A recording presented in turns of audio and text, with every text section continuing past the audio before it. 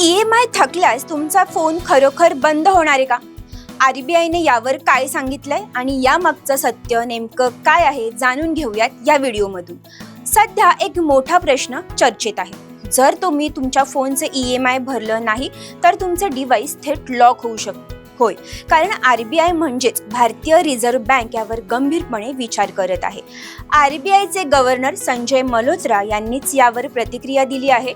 ते म्हणाले की ग्राहक हक्क आणि डेटा प्रायव्हसी आमच्यासाठी सर्वात महत्त्वाची आहे.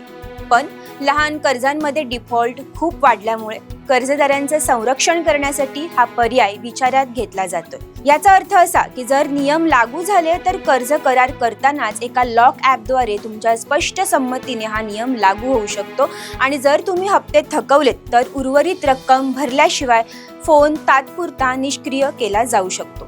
पण इथे एक महत्त्वाची बाब आहे. तज्ज्ञांच्या मते सध्याचे कायदे फोन लॉक करण्याची स्पष्ट परवानगी देत नाहीत. म्हणजेच हा विषय अजूनही नियामकीय अनिश्चितच आहे. त्यामुळेच RBI योग्य तो समतोल साधण्यासाठी तपासणी करत आहे. एकीकडे ग्राहकांचे हक्क, डेटा प्रायव्हसी तर दुसरीकडे कर्ज देणाऱ्यांचे हित, या दोन्हींचा विचार करूनच अंतिम निर्णय घेतला जाईल. लक्षात घ्या, गेल्या वर्षीच RBIने कर्जदारांना मोबाईल लॉक करण्यापासून रोखलं होतं. पण आता डिफॉल्ट दर वाढल्यामुळे पुन्हा हा पर्याय चर्चेत आलाय. तर EMI न भरल्यास फोन बंद होईल का? आजच्या घडीला अंतिम निर्णय झालेला नाहीये. पण जर नियम बदलले गेले तर भविष्यात असं होऊ शकतं. म्हणून EMI वेळेवर भरा.